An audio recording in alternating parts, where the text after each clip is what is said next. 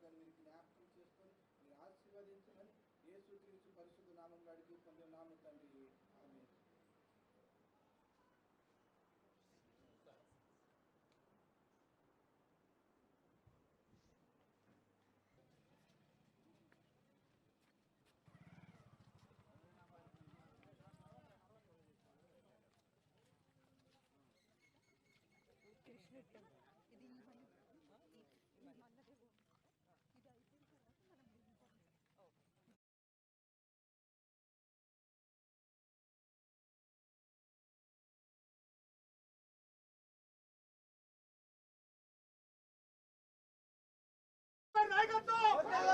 చంద్రబాబు గారి నాయకత్వం, చంద్రబాబు గారి నాయకత్వం. జై బాలయ్య, జై జై బాలయ్య, జై బాలయ్య, జై జై బాలయ్య. పట్టమంటారా కింద పట్టమంటారా? ఓకే, మనకే విజయం అంతే.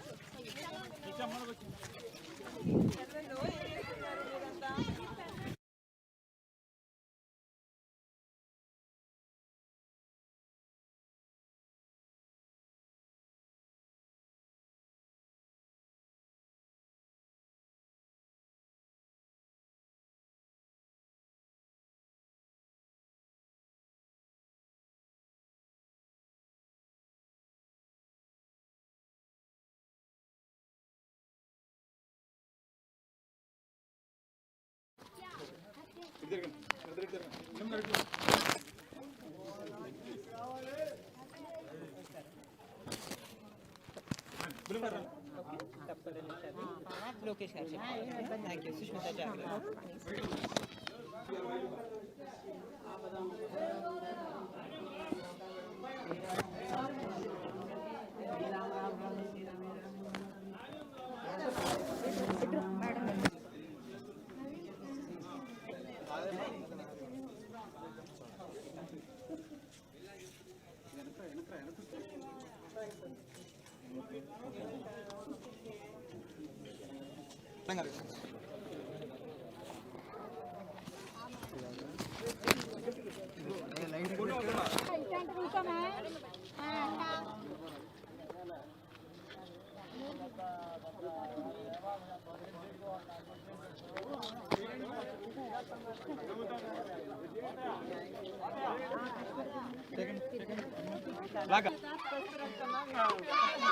పాతకాడ నుంచి పట్టిన జెండా ఈ గూడు 83లో 83 అంటే 19లో వదిలిపెట్టేసా 24లో పట్టా. అది గుర్తు పెట్టుకోండి మీరు. ఎలమందరావు. అదిగో ఈ గుడి మాది. ఈ గుడి గెలిపించిన అడుగు.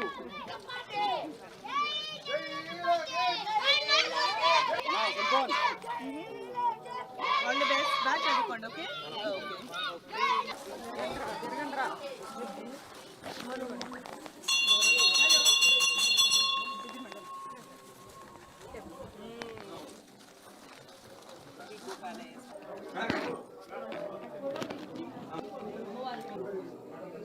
ఓకే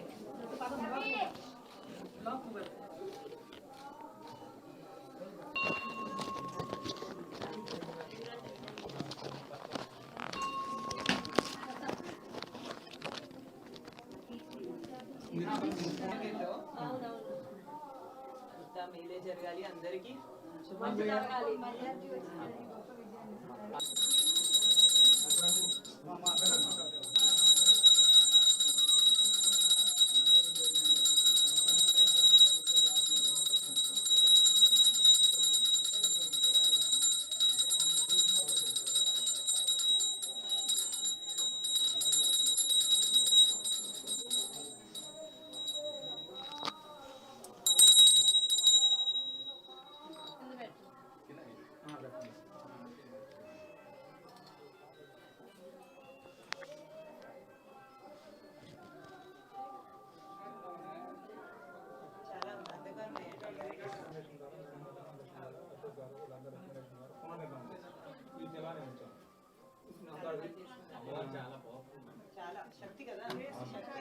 ఇక్కడికి వస్తారా? ఏ కార్యక్రమం ఫస్ట్ ఇక్కడికి రావాల్సింది.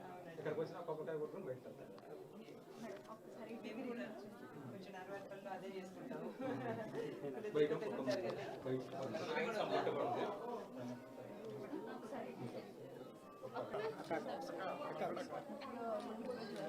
ఓకేనా?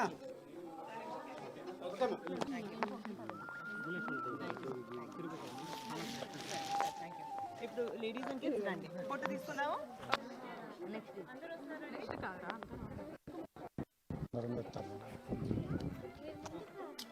All the best. Study well. Okay, బాగా చదువుకోండి. All the best. Thank you.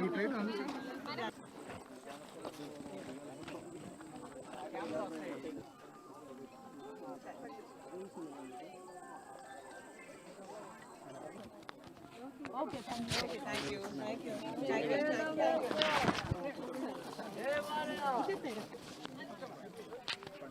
Thank you.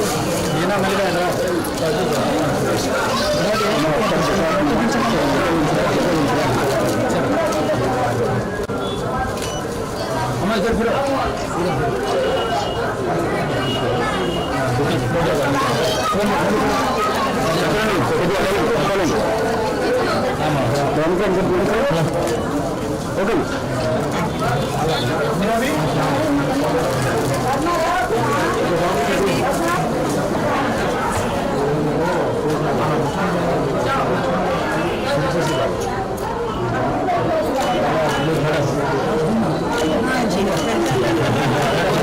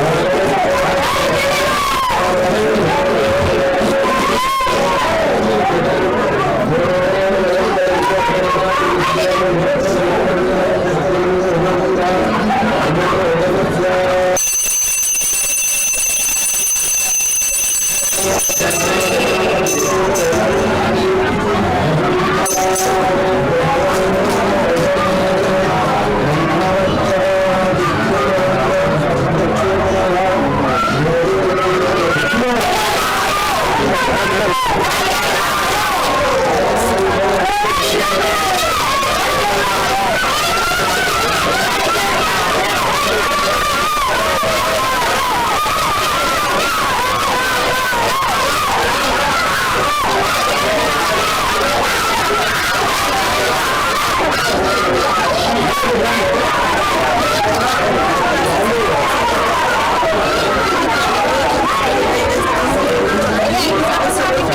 you.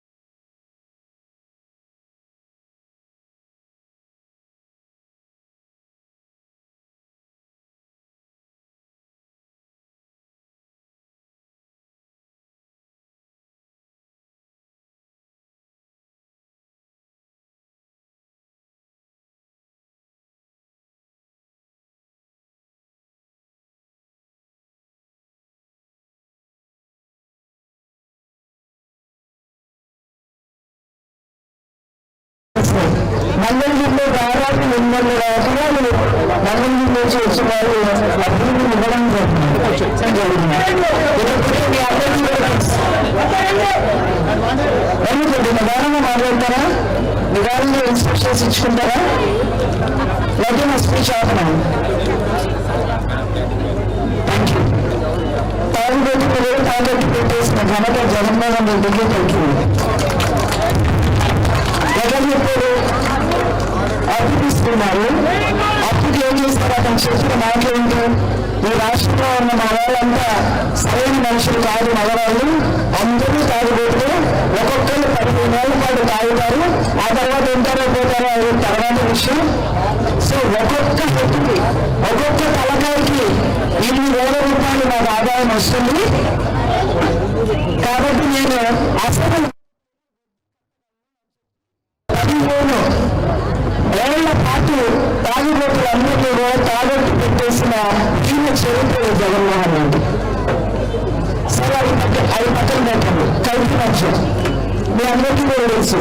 జనరల్గా మద్యం తాగితే ఆరోగ్యం ఒక 20 ఏళ్ళు ముందు చనిపోతారని కూడా తెలుసు. తెలుసాకి అది తాగుతారు. సరే అది పక్కన పెట్టండి. దాని వెనక ఇంకో విషయం ఉంది. ఇక్కడ వచ్చిన వాళ్ళందరూ కూడా ముఖ్యంగా మగవాళ్ళందరూ కూడా అన్నదమ్ములుగా భావించి నేను ఆ విషయం చెప్తున్నా. ఎందుకంటే భర్తను ఇంట్లో పడుకోబెట్టి భార్య బయట తాళం వేసి వాళ్ళ అమ్మాయి ఆ భార్య ఇద్దరు కలిసి బయట పడుకున్న పరిస్థితి మీకు అర్థమైందా? అర్థమైందా? చెప్పండి గట్టిగా. మీకేమైనా పంజాబీ డ్రెస్ కొనుక్కోవాలంటే కొనుక్కో, బొట్టు పిల్లలు కావాలంటే కొనుక్కో, గాజులు కావాలంటే కొనుక్కో. ఈ రోజు నేను కూలికి వెళ్తున్నా, నేను డబ్బులు ఇస్తానని చెప్తాను తండ్రి. కానీ రాత్రి అయితే మాత్రం ఆ కల్తీ మద్యం తాగాక ఎదురుకుండా ఎవరు ఉన్నారో తెలియకుండా అశ్రద్ధంగా ప్రవర్తించే పరిస్థితి ఉంది.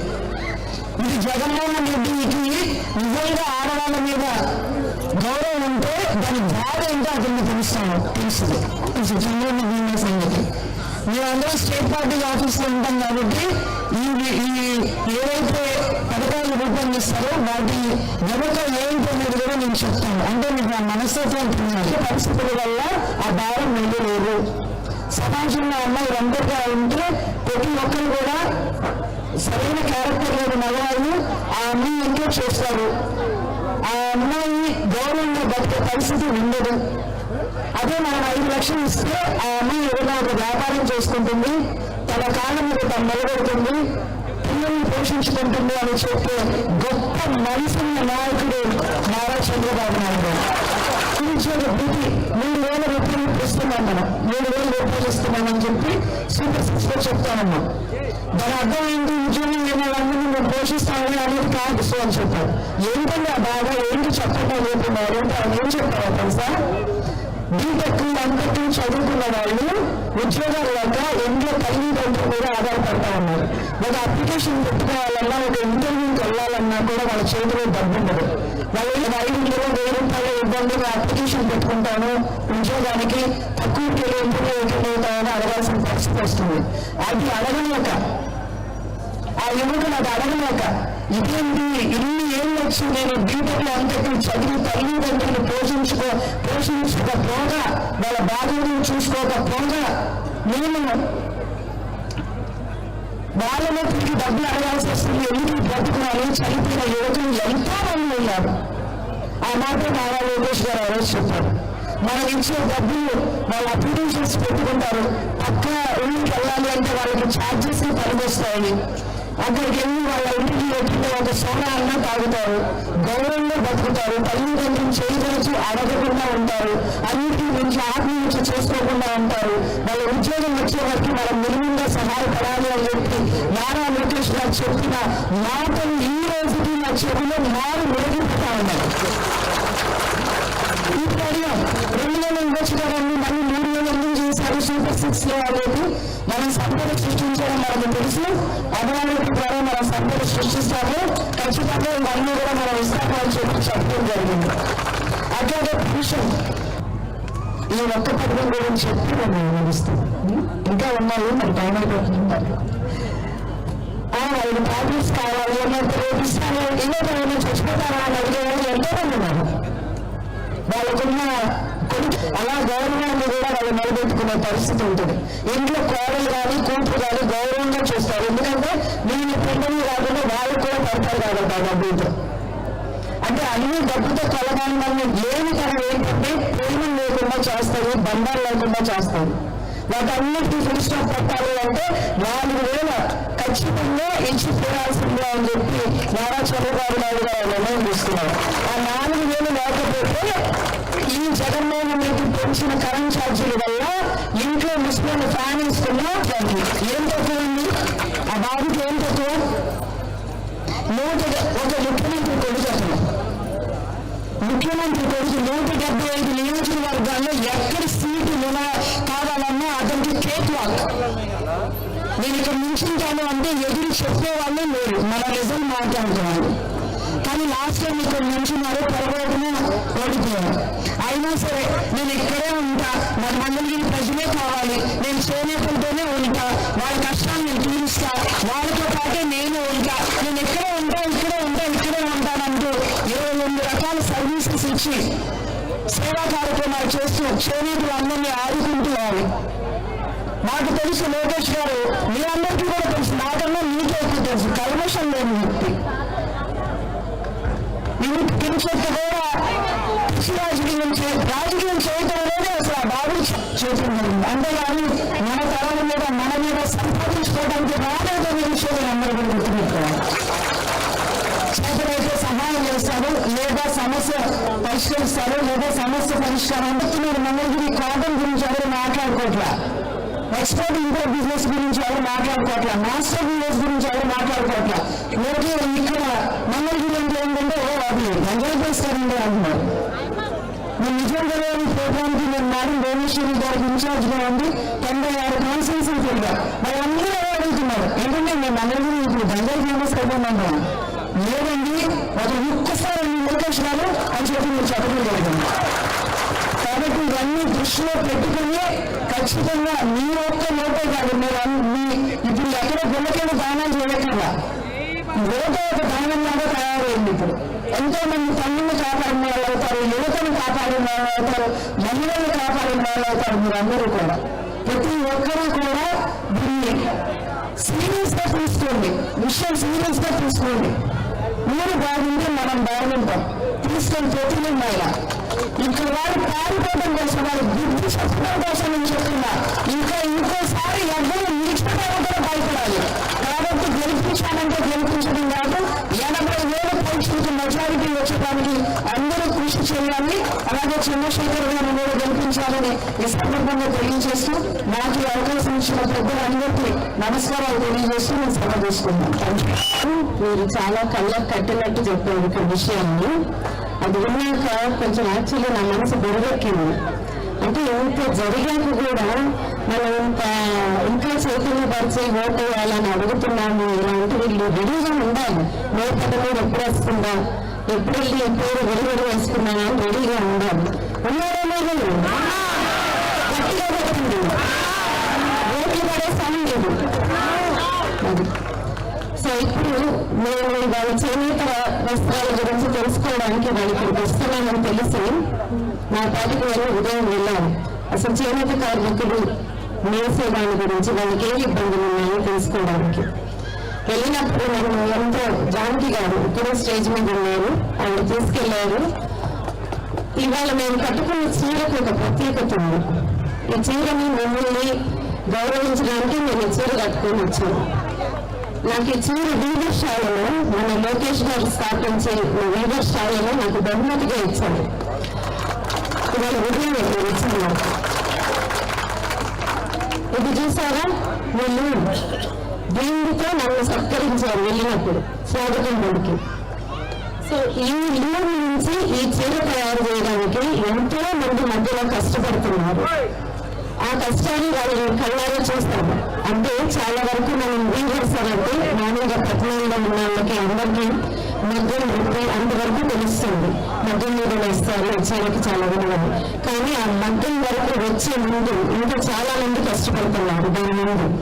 అంటే దీని ప్రాసెస్ లో ఆ కాటన్ అంటే పత్తి నుంచి వచ్చే దానిని ఇలా లూన్గా తయారు చేయడం, ఆ వచ్చిందని బ్లీచ్ పెట్టి కలర్స్ వేయాలంటే వాళ్ళు ఆ బ్లీచ్ నీళ్ళల్లో నుంచొని కంటిన్యూస్ గా ఆ కాటన్ మంచిగా చేసుకోవాలి.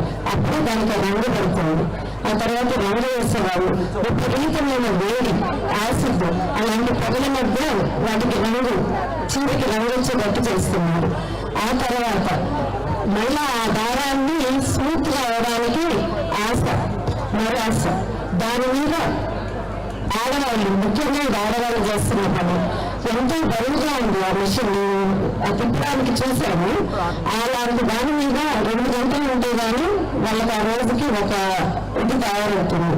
సో అది తయారు చేస్తున్నారు. ఏంటి వాళ్ళు వేరే పనుల మధ్య. అక్కడి నుంచి మళ్ళా పరువు దానికి అంటే ఒక నేయడానికి ఈ చీర పొరుగు ఉంటుంది కదండి. ఆ పొరుగుని మళ్ళీ దాన్ని తయారు చేయాలి. మధ్యలో దానికి గంజి, దానికి దువ్వటం, ఇంత ప్రాసెస్ చేశాక మనం ఇంత హాయిగా చీర కట్టుకోగలుగుతున్నాం. సో ఈ చీరకి, ఈ చీర వేసిన వాళ్ళందరికీ సతకంగా ఉండలేదు ఉద్దేశం.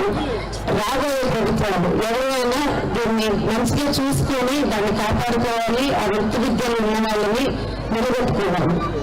సో ఈ చేసిన మిగతా వాళ్ళని కూడా వాళ్ళకి ఆసరా కలగాలి. సో వాళ్ళు నేను వెళ్ళినప్పుడు అడుగుతున్నారు.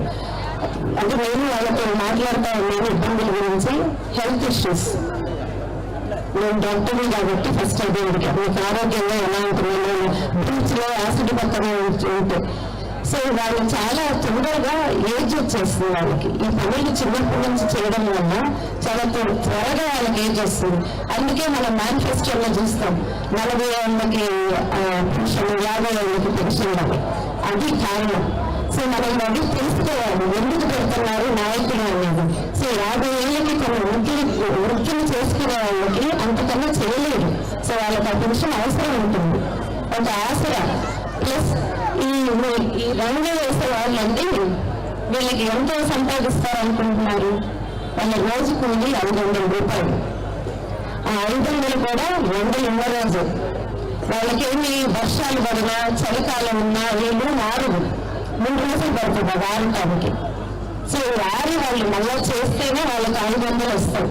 సో దీన్ని బట్టి మీరు అర్థం చేసుకోవచ్చు వాళ్ళ చేతికి ఎంత డబ్బు వస్తుంది అని. అలాంటి వారికి ఉన్నారు. అంటే ఒక నాయకుడు నిజమైన లక్ష్యం ఏంటో తెలుసా? పదవి ఉన్నా లేకపోయినా ఒకే విధంగా ప్రజల కోసం పనిచేయడం. అది లోకేష్ గారు చేసి నిరూపించారు. అది నిజమైన నాయకుడి లక్ష్యం. అంటే ఇక్కడ మన అమరావతి రాజధాని కాబట్టి ఇలాంటి నాయకులు ఉండి, ఇలాంటి చెయ్యాలని మనస్తత్వం ఉన్నప్పుడు ప్రజలకే అది చాలా శుభసూచకం. ఇప్పుడు మాలాగా ఫౌండేషన్ బట్టి చేసే వాళ్ళు కూడా చాలా మంది వస్తారు. ఇప్పుడు ఎందుకు రావట్లేదు? ఇలాంటి భయంకరమైన ప్రభుత్వం ఉంది కాబట్టి.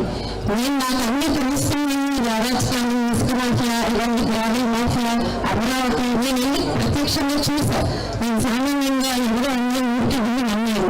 నేను వెళ్ళి చూసా అమరావతి కట్టడానికి ఎక్కువ ఉంది, ఇసుక మాఫియా అన్ని. ఇప్పుడు అన్నదాత గారు చెప్పింది వింటే అయితే ఇది మాటలే ఇంటికి ఇప్పుడున్న దుస్థితికి మనకి ఎంతో మంది సహాయం కావాలి. సో మన నాయకులు, కార్యకర్తలు ఎంతో త్యాగాలు చేసి సర్దుబాట్లు చేసుకుని ఈ కూటమి ప్రభుత్వాన్ని నిలబెట్టారు. అంత తేలిక కాదండి. ఇంట్లోనే ఎన్నో మనం ఒకసారి తల్లికి పుట్టిన పిల్లల్ని కొట్టుకుంటాం.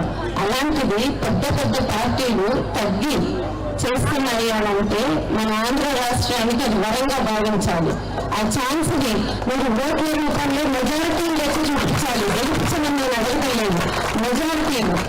సో దానికి మోడీ గారు ఒక చిన్న క్లుప్తంగా చెప్పేశారు ఆ విషయాన్ని.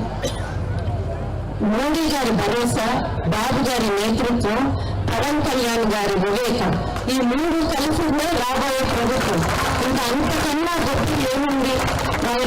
గత 3-4 రోజుల కిందట ఎంతో భరోసా ఇస్తున్నారు అమిత్ షా గారు కానీ, మోడీ గారు కానీ మన ఆంధ్ర రాష్ట్రానికి వారు చేయబోయే అభివృద్ధి.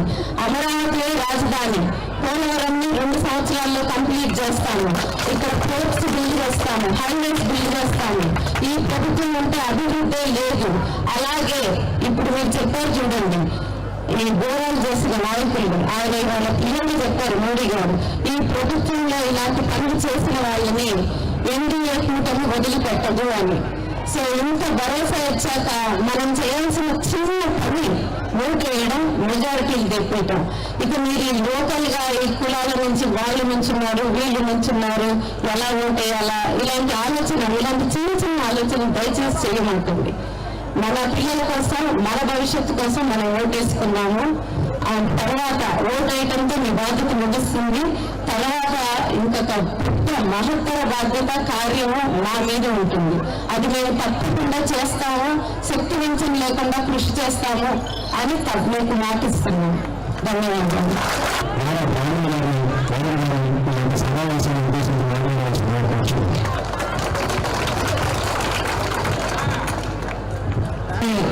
అలంకరించిన పెద్దలందరికీ, రంగసాని శ్రీ రత్న గారికి, మన మంగళగిరి ఆడబిడ్డ అనురాధ గారికి, మరియు ఇక్కడున్న మన మాస్టర్ లీడర్స్ అందరికీ, ఎంతో కష్టపడే వాళ్ళకి నా ధన్యవాదాలు. ముఖ్యంగా ఇక్కడికి వచ్చిన నా మంగళగిరి కుటుంబ సభ్యులందరికీ నా ధన్యవాదాలు.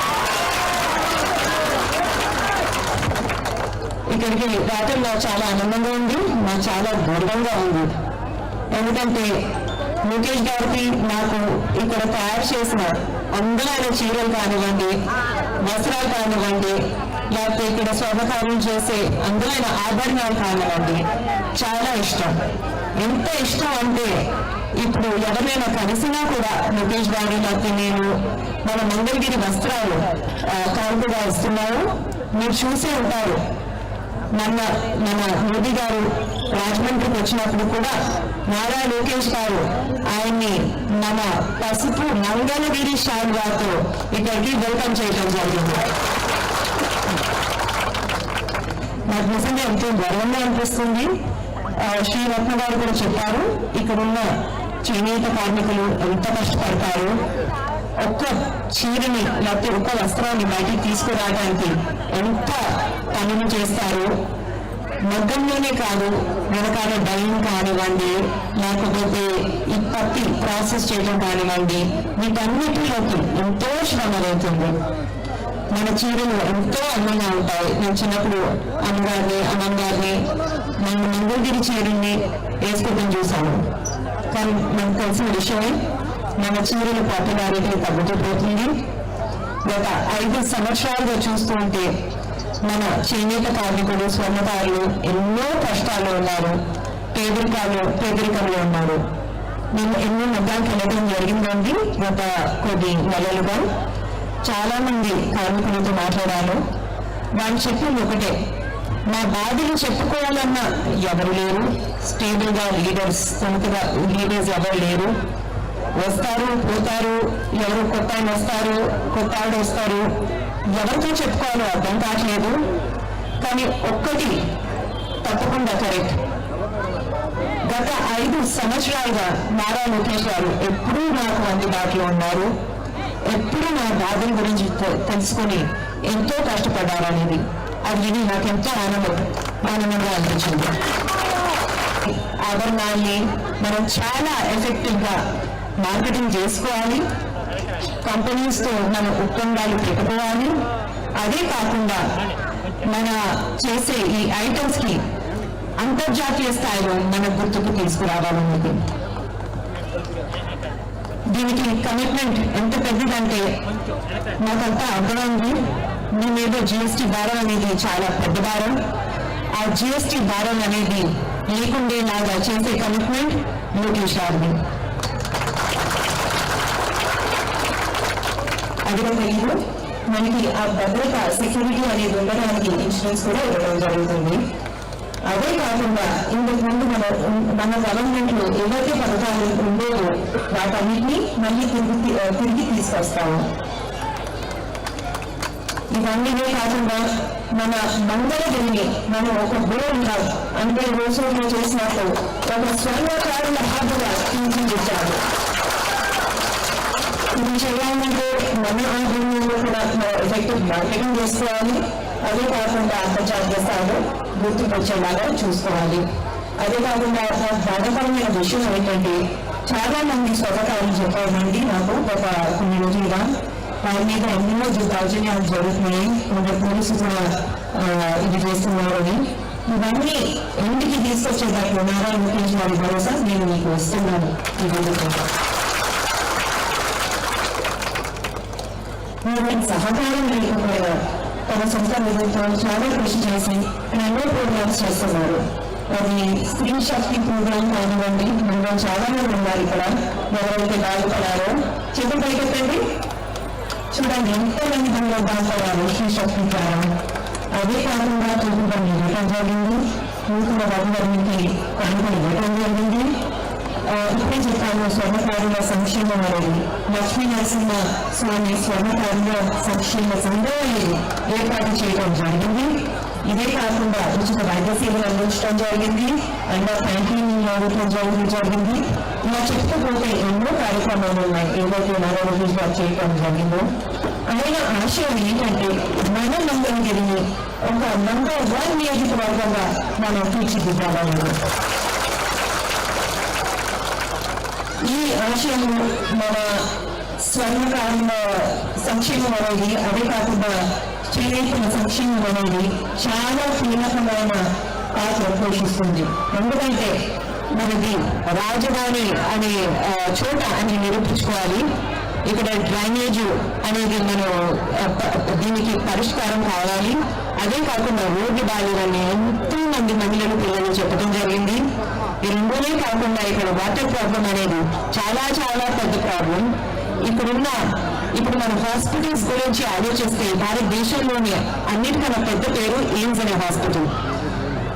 నారా చంద్రబాబు నాయుడు గారు ఇంత కష్టపడి ఎయిమ్స్ హాస్పిటల్ ఇక్కడ తీసుకొస్తే ఎయిమ్స్ హాస్పిటల్లో కూడా కనీసం మంచి నీళ్ళ సౌకర్యం లేదండి. చాలా బాధాకరమైన విషయం ఇది. ఇవన్నీనే కాకుండా ఎన్నో పనులు మనం చేసుకోవాలి. మహిళల సంక్షేమం అనేది చాలా మంది మహిళలు చూస్తున్నాం, అది చాలా ముఖ్యం. విద్య అనేది చాలా ముఖ్యం. అదే కాకుండా మన జాబ్స్ తీసుకురావాలి, పరిశ్రమలు తీసుకురావాలి. సో తప్పకుండా రాబోయే ఎలక్షన్ లో మీరందరూ మేనిఫెస్టో చూశారు. మేనిఫెస్టో ఎంత గొప్పదో మీరందరూ చూశారు. అనురాధ గారు కూడా మనందరికీ చెప్పడం జరిగింది. సో తప్పకుండా మన మంగళగిరి ఫ్యూచర్ కోసం, అభివృద్ధి కోసం మీరు చాలా జాగ్రత్తగా ఆలోచించి ఓటేయాలి. అదే కాకుండా మన భవిష్యత్ తరాలు బాగుపడాలంటే మీరు మన టీడీపీ, జనసేన మరియు బీజేపీ కూటమికి తప్పకుండా ఓటు వేయించాలి. ఇక్కడ మన నారా లోకేష్ గారిని ఇంత కష్టపడి ఎంత కమిటెడ్ గా పనిచేసిన నారా లోకేష్ గారిని భారీ మెజారిటీతో గెలిపించడమే కాకుండా అక్కడ మన పార్లమెంట్ సభ్యుడిగా పెమ్మసాని చంద్రశేఖర్ గారిని కూడా భారీ మెజారిటీతో గెలిపించాలి. ఇది చాలా చాలా ముఖ్యమైన విషయం. ఎందుకంటే మనది రాజధాని ఏరియా, ఎంతో చేసుకోవాలి. మనం ఇంకా డెవలప్మెంట్ చేసుకోవాలంటే మనకి సెంటర్ లో కూడా ఒక వాల్స్ ఉండాలి, ఒక గళం అనేది ఉండాలి. అందుకే ఇది చాలా చాలా ముఖ్యమైన విషయం. 2 ఓట్లు సైకిల్ గుర్తుకే వేసి తప్పకుండా మన ఆంధ్ర రాష్ట్ర ఫ్యూచర్ అనేది మనం సెక్యూర్ చేసుకోవాలి, మనందరూ బాగుపడేలా చేసుకోవాలి. ఇందులో తప్పకుండా మీ సపోర్ట్ ఉంటుంది, మీ సహకారం ఉంటుందని అని నమ్మకం నేను తెలుపుకుంటూ మరొకసారి నన్ను ఇక్కడ ఇన్వైట్ చేసినందుకు మీ అందరికీ ధన్యవాదాలు తెలుపుకుంటున్నాను.